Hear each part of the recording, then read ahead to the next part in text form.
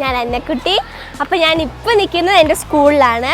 അപ്പോൾ നമുക്ക് എൻ്റെ സ്കൂളിൻ്റെ കുറച്ച് വിശേഷങ്ങൾ കണ്ടാലോ? വാ.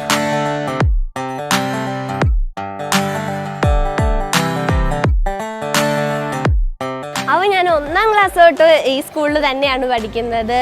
പിന്നെ ഇവിടുത്തെ പ്രിൻസിപ്പളും ടീച്ചേഴ്സും പിന്നെന്താ എൻ്റെ ഫ്രണ്ട്സും അവരൊക്കെ ഭയങ്കര സപ്പോർട്ടാണ്. നമ്മളിപ്പോൾ എന്തെങ്കിലും ലീവൊക്കെ എടുത്താലും ടീച്ചേഴ്സൊക്കെ പഠിപ്പിച്ചൊക്കെ തരാൻ എല്ലാം കൊണ്ട് അടിപൊളിയാണ്. പിന്നെ മിസ് ചെയ്യുന്നുണ്ടോ എന്ന് ചോദിച്ചാൽ ഇല്ല, മിസ് ചെയ്യുന്നൊന്നുമില്ല, ചെറുതായിട്ട്. അപ്പോൾ നമുക്ക് അടിച്ചു പൊളിക്കാം.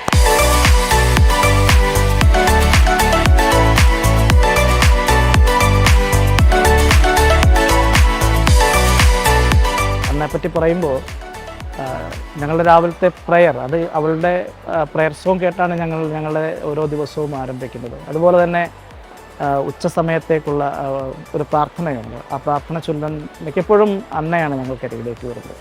അപ്പോൾ അവളുടെ ഒരു ശബ്ദത്തിൻ്റെ ആ ഒരു മാധുര്യത്തെ അതിൻ്റെ എല്ലാ രീതിയിലും ഞങ്ങളിവിടെ ദിവസേന അനുഭവിച്ചുകൊണ്ടിരിക്കുന്ന ഒരു യാഥാർത്ഥ്യമാണ്.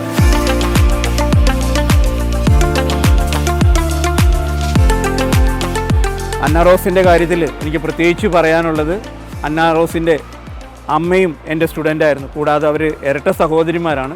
രണ്ടുപേരും ഞാൻ പഠിപ്പിച്ചിട്ടുള്ളതാണ്. അന്ന റോസിൻ്റെ ഭാവിയിലുള്ള എല്ലാ പ്രോഗ്രാമിലും മാതാ കുടുംബത്തിലെ എല്ലാവരും പ്രത്യേകിച്ച് പ്രാർത്ഥിക്കുന്നുണ്ട്. ഞാൻ ത്രേസ്യ ചാക്കോ, മാതാ സ്കൂളിലെ വൈസ് പ്രിൻസിപ്പലാണ്. ഞങ്ങളെ സംബന്ധിച്ചുള്ള അന്നക്കുട്ടി ഞങ്ങൾക്കൊരു ഗിഫ്റ്റാണ്. അവൾ എല്ലാ ഐശ്വര്യങ്ങളും അവൾക്ക് ഉണ്ടാകട്ടെ എന്ന് പ്രാർത്ഥിക്കുന്നു.